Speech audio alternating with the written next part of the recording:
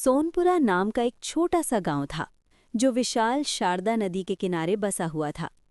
चारों ओर फैली हरियाली, लहलहाते खेत और शांत वातावरण देखकर कोई भी यही कहता कि ये गांव खुशहाल लोगों का बसेरा है। लेकिन इस सुंदरता के पीछे दो युवाओं की बिल्कुल अलग-अलग कहानियां छुपी थीं, अमन और विक्रम। अमन गांव के सबसे बड़े जमींदार हरिप्रसाद का इकलौता बेटा था। उसके पास उपजाऊ जमीनें थीं, मजबूत पक्का मकान था और खेती के लिए कई नौकर मजदूर काम करते थे। बचपन से अमन ने कभी अभाव नहीं देखा। उसके लिए जिंदगी आसान थी, बहुत आसान। अमन का दिन तब शुरू होता जब सूरज सिल पर आ चुका होता। सुबह करीब 9 बजे उठकर वो बस खेतों का एक औपचारिक चक्कर लगाता, 2-4 आदेश देता और फिर गांव की बैठक में बैठकर दोस्तों के साथ हंसी मजाक करता। उसका मानना था, जब सब कुछ अपने आप चल रहा है तो मेहनत क्यों करें। धीरे धीरे आराम उसकी आदत नहीं बल्कि उसकी पहचान बन गया। बाहर से वो खुश मिजाज और बेफिक्र दिखता था, लेकिन भीतर उसकी समझ, आत्मविश्वास और संघर्ष करने की क्षमता हर दिन कमजोर होती जा रही थी। उसी गांव में विक्रम रहता था, एक साधारण किसान का बेटा। पिता का साया उसने बहुत छोटी उम्र में खो दिया था। घर में सिर्फ माँ थी और थोड़ी सी बंजर जमीन। विक्रम जानता था कि अगर उसे जीना है तो मेहनत के सहारे ही जीना होगा।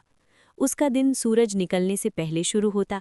सुबह खेत में काम, दोपहर में मजदूरी, शाम को गांव के बच्चों को पढ़ाना और रात में नदी से मछली पकड़कर थोड़ी अतिरिक्त कमाई। संघर्ष उसके लिए बोझ नहीं था, वो उसे अपना शिक्षक मान चुका था। विक्रम समझता था कि सिर्फ शरीर से नहीं, दिमाग से भी मेहनत करनी पड़ती है।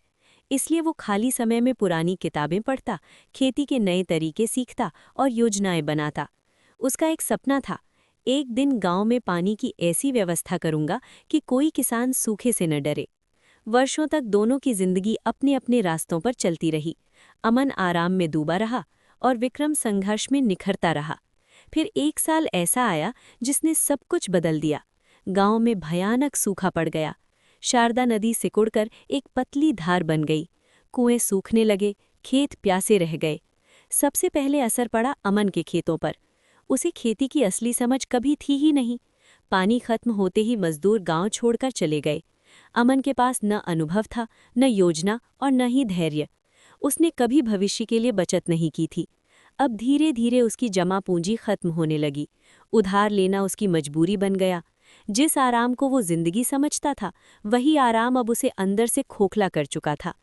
विक्रम के खेत भी सूखे, लेकिन उसका संघर्ष अब उसकी ढाल बन गया। उसने किताबों से सीखा था कि कम पानी में कौन सी फसलें उगाई जा सकती हैं। उसने समय रहते अपनी फसल बदली। गांव वालों के भरोसे और कुछ मेहनती युवाओं की मदद से उसने एक छोटी जल संचयन व्यवस्था तैयार की। थोड़ा सा पानी मिला, लेकिन वही पानी उम्मीद बन गया। विक्रम ने न सिर्फ अपनी खेत बचाए बल्कि पूरे गांव को एक रास्ता दिखाया। जब सूखा खत्म हुआ तो सोनपुरा गांव पहले जैसा नहीं रहा। अमन अपनी गलती समझ चुका था। वो एक दिन विक्रम के पास आया और बोला, मेरे पास सब कुछ था, लेकिन आराम ने मुझे बेकार बना दिया। आज मेरे पास जमीन है, लेकिन उसे उपजाऊ बनाने की ताकत नहीं। विक्रम मुस्कुराया और बोला, संघर्ष ही जिंदगी का असली गुरु होता है। आराम चीजें दे सकता है, लेकिन उन्हें संभालने की काबिलियत सिर्फ संघर्ष देता है। जिसने धूप में चलना सीख लिया, वही छांव की कीमत समझता है। बाद में विक्रम की अगुवाई में सरकारी मदद से एक बड़ी नहर बनी। उसका वर्षों पुराना सपना पूरा हुआ। अमन ने भी अपनी बची जमीन पर विक्रम के साथ कंधे से कंधा मिलाकर मेहनत शुरू की। अब उसे समझ आ गया था कि सच्चा सुकून बिना मेहनत के नहीं, बल्कि संघर्ष के बाद ही मिलता है। कहानी की सीख: आराम एक मीठा जहर है जो इंसान की क्षमताओं को धीरे धीरे खत्म कर देता है, और संघर्ष एक तपस्या है जो इंसान को मजबूत, समझदार और सफल बनाती है। जीवन का असली सुख उसी आराम में है जो संघर्ष के बाद मिले, ना कि उस आराम में जो बिना प्रयास के मिल जाए।